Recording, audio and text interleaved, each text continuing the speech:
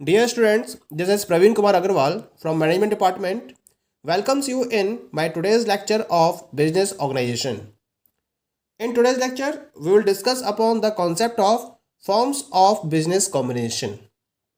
जैसा कि previous lecture में हमने बिजनेस कॉम्बिनेशन के 4 टाइप्स को डिस्कस किया था, diagonal, vertical, lateral and diagonal. आज के लेक्चर में हम बिजनेस कॉम्बिनेशन के डिफरेंट फॉर्म्स को डिस्कस करेंगे। टाइप्स और फॉर्म्स दोनों में डिफरेंस है। अगर मैं बिजनेस वर्ड की बात करूं तो बिजनेस कॉम्बिनेशन के डिफरेंट फॉर्म्स अवेलेबल हो सकते हैं, जिसमें डिफरेंट डिग्री ऑफ कंट्रोल या different degree of integration available हो सकती है। इन डिफरेंट फॉर्म्स को मैंने एक चार्ट के हेल्प से यहां रिप्रेजेंट किया है। The 3 forms of business combinations are possible. The first one is the association, second one is the federation and the third one is the consolidation. Association को हम again 3 parts में divide कर सकते हैं. The first one is the trade association, second one is the loose or informal agreement and third one is the chamber of commerce and industry. Again federation को हम 3 types में divide कर सकते हैं. The first one is the formal agreement, second one is the pool and third one is the cartels. And अगर हम consolidation की बात करें तो कंसोलिडेशन को हम 2 डिफरेंट टाइप्स में डिवाइड कर सकते हैं। Either it will be partial consolidation और it will be complete consolidation. अगर पार्शियल कंसोलिडेशन होता है तो इसके भी 3 टाइप्स हो सकते हैं। Either it will be in the form of trust और in the form of holding companies और in the form of community of interest. ऐसे ही जो कंप्लीट कंसोलिडेशन है वो भी 2 फॉर्म में अवेलेबल हो सकता है। Either it will be in the form of merger or it will be in the form of amalgamation. तो इस तरीके से हम यहां पर बिजनेस कॉम्बिनेशन के इन डिफरेंट फॉर्म्स को डिस्कस करेंगे। The very first form of the business combination is known as association. क्या कॉन्सेप्ट है एसोसिएशन का? When business enterprises form some organization voluntarily for some common purpose, it is known as association. यानी कि किसी common purpose को fulfil करने के लिए जब डिफरेंट बिजनेस एंटरप्राइजेस एक ऑर्गेनाइजेशन को वॉलंटरी बेसिस पर फॉर्म करती हैं तो हम इस पर्टिकुलर ग्रुपिंग को एसोसिएशन का नाम देते हैं। जब ये एसोसिएशंस फॉर्म की जाती हैं तो इनमें किसी भी टाइप के एक्सप्रेस अंडरस्टैंडिंग या एक्सप्रेस एग्रीमेंट की रिक्वायरमेंट नहीं होती है। यानी कि कोई भी इम्प्लाइड एग्रीमेंट मेंबर्स को बाइंड नहीं कर सकता है इनके सर्टेन कोर्स ऑफ एक्शन को फॉलो करने के लिए। यानी कि जिन पर्टिकुलर कॉमन पर्पस को ध्यान में रखते हुए इन ऑर्गेनाइजेशंस को वॉलंटरी बेसिस पर डेवलप किया जाता है, उसके लिए जो इसके मेंबर्स हैं उनके ऊपर कोई भी इम्प्लाइड एग्रीमेंट नहीं हो सकता है कि वो उसको फॉलो करें। वो चाहे तो उसको फॉलो कर सकते हैं और वो ना चाहे तो इसको फॉलो नहीं कर सकते हैं। It is depending upon them, क्योंकि ये एक वॉलंटरी बेसिस पर फॉर्म किया जाता है और इसमें किसी भी टाइप के एक्सप्रेस एग्रीमेंट या फिर एक्सप्रेस अंडरस्टैंडिंग की रिक्वायरमेंट नहीं होती है। इसी वजह से हम इसको क्या नाम देते हैं? एसोसिएशन का नाम देते हैं। ओके, अब इसके हम 3 टाइप्स डिस्कस करेंगे, जिसमें फर्स्ट टाइप है एसोसिएशन का। This is known as the trade association. क्या मतलब होता है ट्रेड एसोसिएशन का? तो एक प्रॉपर डेफिनेशन हम इसकी पहले स्टडी कर लेते हैं।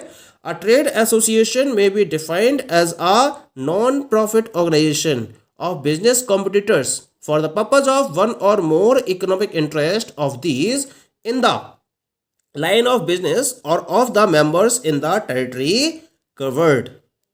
ट्रेड एसोसिएशन का मतलब क्या होता है? ये एक नॉन प्रॉफिट ऑर्गेनाइजेशन होती है जिसे जो बिजनेस कॉम्पिटिटर्स हैं वो फॉर्म करते हैं। कंपटीशन की वजह से प्रॉफिट एलिमिनेट होता है और जो इनके प्रॉपर पर्पजेज हैं वो कंप्लीट नहीं हो पाते हैं। तो अपने कॉमन ऑब्जेक्टिव्स या अपने इकोनॉमिक इंटरेस्ट को मेंटेन करने के लिए ये जितने भी कॉम्पिटिटर्स होते हैं एक पर्टिकुलर इंडस्ट्री के अंदर, वो क्या करते हैं? वो एक नॉन प्रॉफिट ऑर्गेनाइजेशन को फॉर्म करते हैं। जितने भी बिजनेस कॉम्पिटिटर्स होते हैं इनका पर्पज क्या होता है? इनका पर्पज होता है अपने एक या एक से ज्यादा इकोनॉमिक इंटरेस्ट को कवर अप करना। किसी भी एक पर्टिकुलर स्पेसिफिक टेरिटरी को फोकस करते हुए। तो हम इस टाइप के नॉन प्रॉफिट ऑर्गेनाइजेशन को ट्रेड एसोसिएशन का नाम देते हैं। पॉइंट क्लियर हो गया? क्योंकि कॉम्पिटिटर्स है, कॉम्पीट कर रहे थे आपस में, तो इनसे क्या था, इनका जो इकोनॉमिक इंटरेस्ट है वो इससे अफेक्ट हो रहा था। तो इन्होंने अपने इकोनॉमिक इंटरेस्ट को, एक या एक से ज़्यादा इकोनॉमिक इंटरेस्ट को मेंटेन करने के पॉइंट ऑफ व्यू से एक नॉन प्रॉफिट ऑर्गेनाइजेशन बनाई, ठीक है, और एक पर्टिकुलर टेरिटरी को इसके अंदर कवर किया। तो हम इस टाइप की एसोसिएशन को ट्रेड एसोसिएशन का नाम देते हैं। पर्पज क्या है इसका? द पर्पज ऑफ सच, जो एसोसिएशन फॉर्म की गई है, यानी कि जो हमने ट्रेड एसोसिएशन फॉर्म की है, उसका पर्पज प्रॉफिट को अर्न करना नहीं होता है, बल्कि जो इसके मेंबर्स होते हैं उनके इंटरेस्ट को प्रोटेक्ट करना, ये इसका सबसे बड़ा ऑब्जेक्टिव होता है, सबसे बड़ा इसका पर्पज होता है। इसी पर्पज को ध्यान में रखते हुए ट्रेड एसोसिएशन को फॉर्म किया जाता है। These associations cover all concerns dealing in a particular trade or engaged in a particular industry or in a particular locality or region। यानी कि किसी पर्टिकुलर लोकेलिटी या रीजन में जितनी भी यूनिट्स एस्टेब्लिश्ड है, उनके इकोनॉमिक इंटरेस्ट को प्रोटेक्ट करने के लिए ये डिफरेंट टाइप के कंसर्न्स को कवर करती हैं, और इस तरह से ये अपनी डीलिंग को फॉलो करती हैं। पर्पज वही है, जो इसके मेंबर्स हैं उनके इंटरेस्ट को प्रॉपर्ली प्रोटेक्ट करना, ये इनका मेन पर्पज रहता है। ओके, तो हम इन पर्टिकुलर एसोसिएशंस को ट्रेड एसोसिएशंस का नाम देते हैं। Now we will discuss about the functions of trade associations. इन ट्रेड एसोसिएशंस के क्या क्या फंक्शंस होते हैं? The very first function is to increase efficiency of the members by educating them. सबसे बड़ा फंक्शन क्या होता है? जब ट्रेड एसोसिएशंस को फॉर्म किया जाता है तो ये ट्रेड एसोसिएशंस अपने मेंबर को उस पर्टिकुलर इंडस्ट्री के रिगार्डिंग जो वर्किंग रहती है, जो भी फंक्शंस रहते हैं, उनके रिगार्डिंग डिफरेंट टाइप की इंफॉर्मेशन प्रोवाइड करती है और उन्हें एजुकेट करती है। और एजुकेशन देने का पर्पज होता है उनकी एफिशिएंसी को इंक्रीज करना। सेकेंड फंक्शन है इनका to provide protection to the members by representing to the government on their behalf and helping them in getting necessary legislations passed in their interest। यानी कि ये ट्रेड एसोसिएशंस अपने members के behalf पर government के सामने एक रिप्रेजेंटेटिव के तौर पर जाती हैं, जिससे कि उनके इंटरेस्ट को प्रोटेक्ट किया जा सके, और कोई पर्टिकुलर अगर लेजिस्लेशन को फॉर्म किया जा रहा है और उनके इंटरेस्ट में इस लेजिस्लेशन को फॉलो करने के लिए ये क्या करते हैं, उनकी हेल्प करते हैं और गवर्नमेंट के पास एज अ रिप्रेजेंटेटिव ज्वाइन करते हैं। ये भी इनका एक पर्टिकुलर फंक्शन रहता है। तो बहुत हेल्प मिलती है इनसे डिफरेंट टाइप की ट्रेड्स को। Third one is the to bring about necessary development in the trade through various technical works.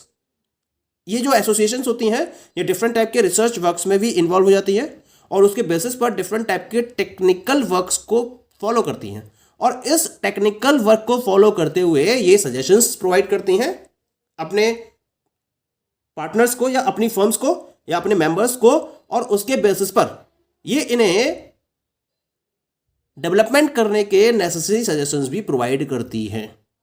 ये भी इनका एक फंक्शन रहता है।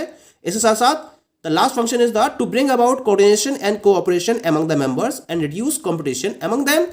ये भी इनका एक बहुत बड़ा मेन पर्पज है कि ये जितने भी मेंबर्स हैं इनके साथ में एसोसिएटेड, उन सारे मेंबर्स के बीच में एक कोऑर्डिनेशन और कोऑपरेशन के सेंस को डेवलप करती हैं। जब कोऑर्डिनेशन और कोऑपरेशन का सेंस जितना ज़्यादा मेंबर्स के बीच में डेवलप्ड होगा, उतना ही उनके बीच में कंपटीशन कम होता चला जाएगा। तो इस कंपटीशन को रिड्यूस करना इन ट्रेड एसोसिएशन का मेन पर्पज होता है, और उसके लिए ये क्या करते हैं, अपने मेंबर्स के बीच में प्रॉपर कोऑर्डिनेशन और कोऑपरेशन के सेंसेस को डेवलप करते हैं। क्लियर? तो ये हो गए हमारे different functions of the trade associations. अब हम बात करते हैं about the features of trade association. इनके मेन फीचर्स क्या हैं? सबसे पहला फीचर है to protect the interest of members. सबसे खास काम क्या रहता है इनका? सबसे मेन फीचर क्या है कि जो ट्रेड एसोसिएशंस हैं ये अपने मेंबर्स के इंटरेस्ट को प्रोटेक्ट करने के लिए वर्क करती हैं। इनका पर्पज प्रॉफिट को अर्न करना नहीं है, ये एक नॉन प्रॉफिट ऑर्गेनाइजेशंस होती हैं, और इनका पर्पज क्या होता है? इनका पर्पज है अपने मेंबर्स के इंटरेस्ट को प्रॉपर्ली प्रोटेक्ट करना और उनके बेनिफिट को ध्यान में रखते हुए डिफरेंट टाइप के फंक्शंस को परफॉर्म करना। ये इनका मेन फीचर रहता है। Clear? Second one is the trade associations cover all concerns dealing in a particular trade. किसी भी पर्टिकुलर ट्रेड में डील करने वाले जितने भी मैटर्स होते हैं वो उन सारे मैटर्स को कवर करती हैं. Means all the matters, all the concerns which are there involve in a particular trade are covered by these trade associations. और ये हर किसी के रिगार्डिंग डिफरेंट टाइप के सजेशंस अपने मेंबर्स को देती रहती हैं, जिसके बेसिस पर वो इनमें इंप्रूव करते हैं और डेवलपमेंट को फॉलो करते हैं. तो ये हर एस्पेक्ट को कवर करती है, किसी एक स्पेसिफिक एस्पेक्ट के रिगार्डिंग इन एसोसिएशंस को फॉर्म नहीं किया जाता है. तीसरा होता है इसके अंदर voluntary in character and do not bind there members compulsorily. ये वॉलंटरी होती हैं, यानी कि जो मेंबर्स या जो पर्टिकुलर फर्म्स इन ट्रेड एसोसिएशंस को ज्वाइन करना चाहें वो ज्वाइन कर सकती हैं, और जो ज्वाइन ना करना चाहें वो ज्वाइन ना करें. कोई भी प्रेशर नहीं होता है, ये केवल एक वॉलंटरी एसोसिएशन है और ये अपने मेंबर्स को कंपल्सरी बेसिस पर अपनी एक्टिविटीज में बाइंड नहीं करती हैं. ये भी इनका एक प्रॉपर फीचर होता है. फोर्थ फीचर है do not affect the working of the business concerns. सबसे खास बात क्या रहती है कि ये बिजनेस कंसर्न की वर्किंग में कोई भी इंटरफेरेंस नहीं करती हैं. इनकी बिजनेस एक्टिविटी में किसी भी तरीके को इंटरफेयर ना करते हुए अपने वर्क को इंडिविजुअल बेसिस पर फॉलो करती हैं. यानी कि अगर कोई ऑर्गेनाइजेशन नहीं समझे कि उसके ऑपरेशंस पर इंपैक्ट पड़ेगा अगर वो किसी ट्रेड एसोसिएशन को ज्वाइन करती है, then it is not so. क्योंकि इनका काम क्या होता है, सजेशंस प्रोवाइड करना होता है, और उन सजेशंस को फॉलो करना है या नहीं करना है ये उस इंडिविजुअल फर्म पर डिपेंड करता है. तो ये केवल सजेशंस प्रोवाइड करती हैं, किसी भी बिजनेस कंसर्न की वर्किंग में किसी भी तरीके का कोई भी इंटरफेरेशन नहीं देती हैं, इंटरप्ट नहीं करती हैं उसके बिजनेस एक्टिविटीज को. Clear? The next one is the to improve the positions of the members by establishing better conditions within the trade. जैसा कि हमने पहले ही बात किया था कि ये मेंबर्स के इंटरेस्ट को प्रोटेक्ट करने के लिए वर्क करती हैं. इसके साथ साथ ये लगातार एफर्ट्स करती रहती हैं कि जो उनके मेंबर्स हैं विद इन अ ट्रेड उनको बेटर कंडीशंस प्रोवाइड की जाए, जिससे कि वो अपनी पोजीशन को और ज़्यादा से ज़्यादा इंप्रूव कर सकें. भाई डेवलपमेंट पॉसिबल तभी हो सकता है किसी फर्म के लिए जब उसके लिए वर्किंग कंडीशंस बेटर होंगी. तो ट्रेड एसोसिएशंस इस डायरेक्शन में वर्क करती हैं. वो उस पर्टिकुलर ट्रेड के रेफरेंस में वर्किंग कंडीशंस को बेटर करने के लिए लगातार एफर्ट्स करती रहती हैं, जिससे कि जो भी फर्म्स उस पर्टिकुलर ट्रेड में इन्वॉल्व है उनकी पोजीशन मैक्सिमम लेवल तक इंप्रूव हो सके. Clear? And the last one is the to eliminate the competition. इनका मेन पर्पज यही रहता है जितना ये मेंबर्स के बीच में कोऑर्डिनेशन और कॉपरेशन को फॉलो करती हैं, जिससे कि उनके बीच में कंपटीशन को मैक्सिमम लेवल तक रिड्यूस किया जा सके. So these all are the different features of the trade associations. Okay, thank you.